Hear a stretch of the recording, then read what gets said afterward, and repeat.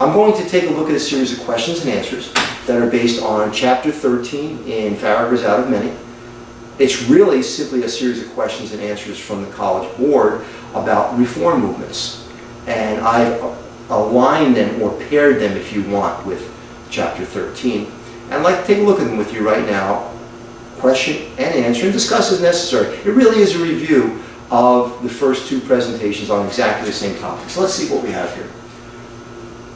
What was the significance of Seneca Falls, of the Seneca Falls Convention in the year 1848? It is the ringing of the bell of the women's rights movement. It's the official beginning. Not that there weren't groups looking to have women's rights proceed before Seneca Falls. There certainly were. But this is the biggie.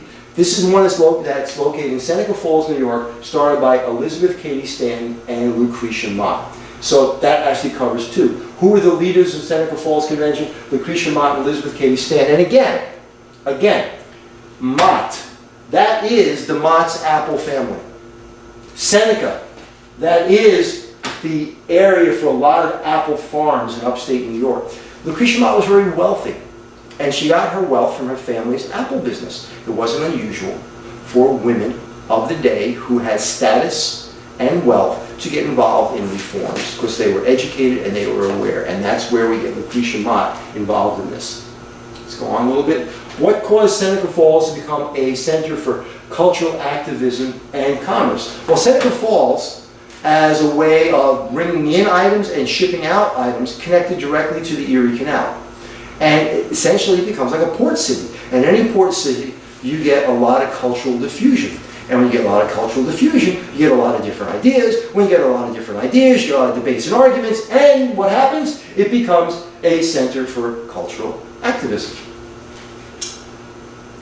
What were temperance societies? Temperance. The idea you have a bad temper. It was thought that it came from drinking too much. So temperance societies tried to alleviate alcohol from society, thereby causing you to behave better.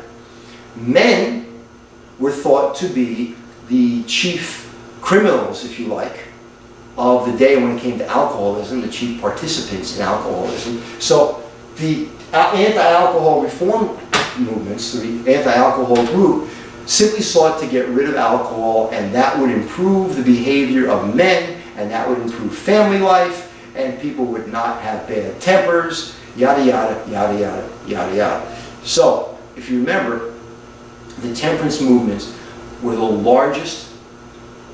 largest organized reform movement of the 19th century and into the early 20th century, ultimately culminating in the 18th Amendment in 1919. Why was Amelia Bloomer important in the women's rights movement? Amelia Bloomer was to the women's rights movement what William Lloyd Garrison was to the abolition movement. William Lloyd Garrison wrote The Liberator and published The Liberator, all kinds of abolition propaganda, abolition articles. Well, Amelia Bloomer publishes The Lily. The Lily wrote all kinds of articles, or contained all kinds of articles for women's rights, talking about how the women's sphere was a bad idea, include writings from Catherine Beecher. A lot of women's ideas were presented. If you want to think of it like the Woman's Day magazine or the Cosmopolitan magazine of its day, it had a lot of power.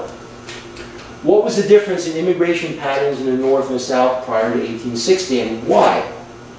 Well, just like it says, and I'll explain it, 33% of white males in the North were immigrants, 25% of the white males in the South were immigrants. More immigrants came to the North for the very obvious reason that there were more jobs. In the South, a lot of the labor jobs were being done by slaves or free blacks. In the North, yes, there were free blacks, but there weren't any slaves. So there's simply more jobs available in the North, and that was why immigrants went to the North. Plus, the port cities, the dominant port cities in the North.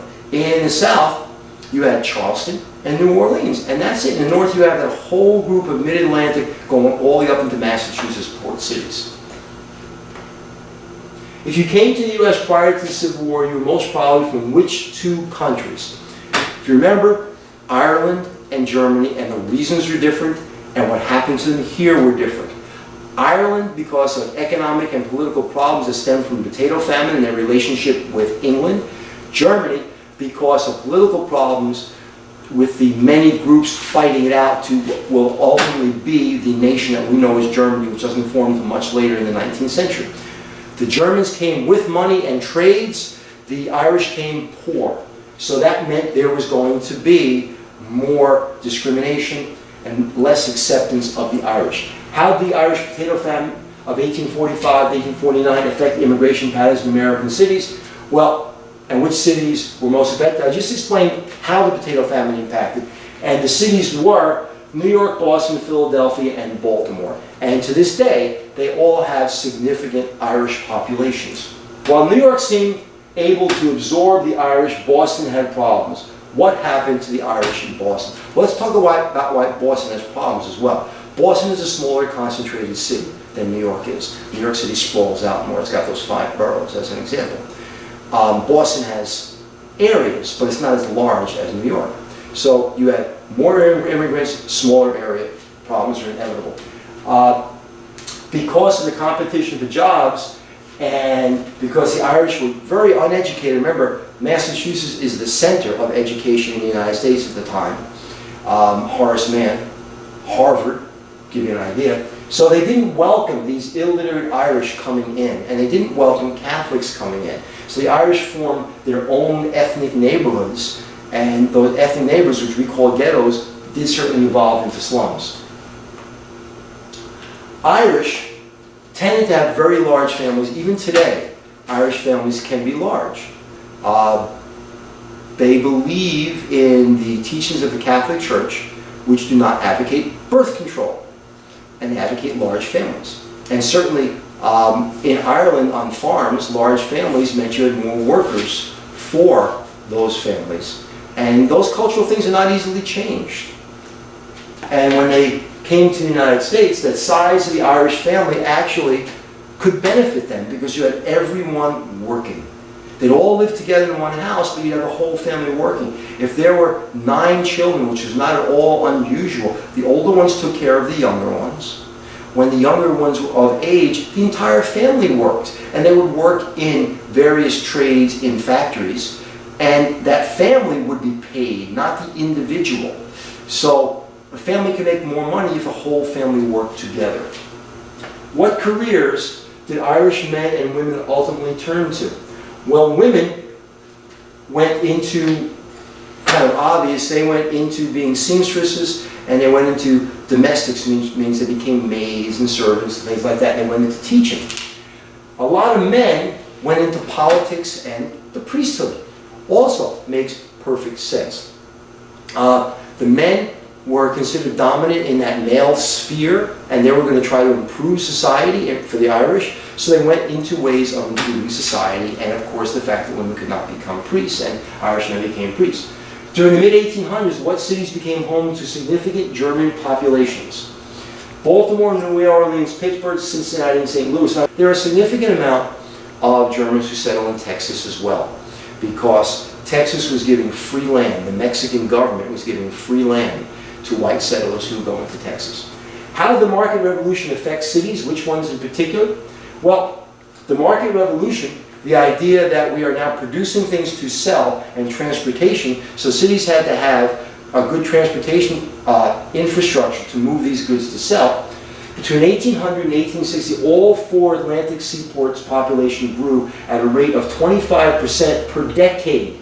So 25% for every 10 years. And key among these were New York, Philadelphia, Baltimore, Boston, and New Orleans. Strangely enough, not Charleston.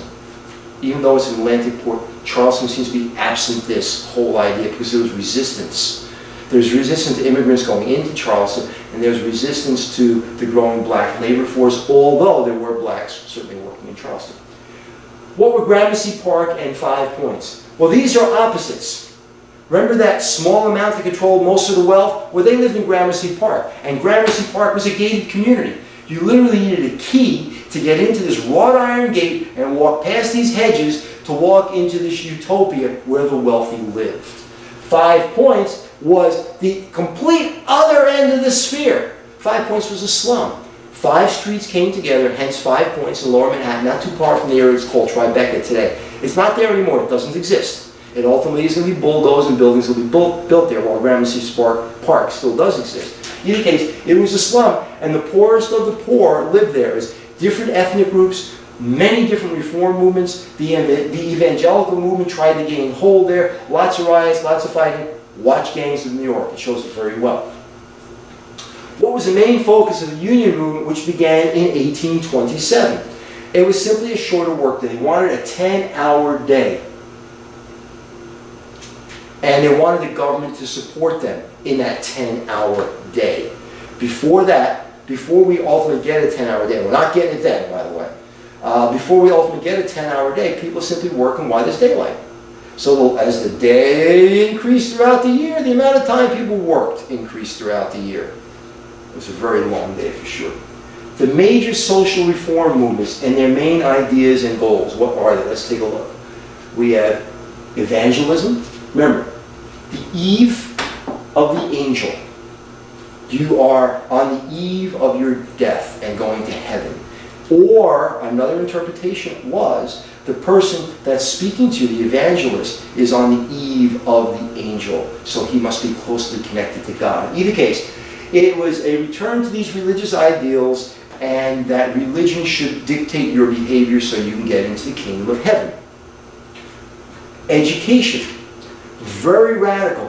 Free public education. Really the system we have today, started by Horace Mann. Now yes, not free because taxpayers are paying for it, but everybody's paying for it. Everybody's paying for an educated society, whether you have children or not, or then it doesn't matter how many children you have, you pay the same amount based on a calculation. And that varies, by the way, state by state. Some states use income tax for it, some states use income, some states use property values. It does vary, and then the money is allocated differently, state by state as well. The whole idea of federalism is in play here. Temperance, to outlaw alcohol, because alcohol causes ill-tempered people and bad behavior. Utopianism, let's escape from all this crazy crap. Let's get out and away from society, because society is nuts and we're not. Well, I got to tell you, some of these people were nuts as well. Abolition, simply ending slavery. Immediate end of slavery will not happen until the 13th Amendment in 1865. And then, of course, after Reconstruction, the South returns to its old ways, and we don't really have an end to social slavery, if you want, until we start the 1850s and 60s. And there are people that argue today we still have problems based on segregation and on those old haunts of an inferior race compared to a superior race. And then ultimately, we have the women's movement. The ultimate goal is women's rights and suffrage. So the women's rights movement is going to get what it wants in the 19th Amendment, when women gain the right to vote, and that's in 1920. The temperance movement is going to get what it wants in 1919 with the 18th Amendment. So the 18th Amendment is in 1919, the 19th Amendment is in 1920. And the 21st Amendment in 1933 repeals the 18th Amendment in 1919. So 1819, 1920, just the way I remember it. Anyway, that's what I've got for today, and this concludes this entire large topic on reform movements. Remember, there's 3 presentations, and they're going to be labeled as 9.1, 9.2, and 9.3 on YouTube. So if you come across just one of these, you can look for the other 2. And you want to go to bushhistory.net to get the complete collection of all the materials that I use in these presentations. In that Topic 9 folder, you will see other information. As a matter of fact, let me just show you some of it really quickly so you have an idea what you're looking at. I'm just going to pause for a second and cue it up. I'm back, just take a quick look at what's in that folder because it matters. There's a whole list of people and terms that you should know when you're talking about the road to the Civil War and what's happening in American society. Take a look, scrolls down, there's really quite a few. There's 57 all told. You should make flashcards and play games with these flashcards. Don't put what the person did necessarily, but put the person or put the event on one side and see how many you can do and deal them out with friends. It's going to be a fun way to do this. I'm going to show you another one. Hold on one second. And I'm back again. Wow, what a treat. Anyway, this worksheet, if you like, or this set of notes, is a description of all of the people and significant reforms in the pre-Civil War time period. If you take a look, it's a cheat sheet, there's no doubt about it. Not to cheat on a test, but it's a study guide, if you like, with all the information. What you might want to do is use this to help develop your flashcards, because it's kind of all in one place. Anyway, this is also in the Topic 9 folder, and that's where I'm going to leave it today. I hope you found this useful. Keep the emails coming. I do like getting the emails, it's kind of fun. And I answer the emails. So far, yes, it's only been a handful. It's only been a handful, but I've answered every one of them, and that's nice. And if you have a specific question, please feel free to ask that question. I would be glad to answer it. And if you found that I made a mistake, tell me that as well. I might argue with you if I think you're wrong, but you might be right, and if so, I'll certainly change it. So for now, have a great day, and I'm David Busch for Busch History. Take care.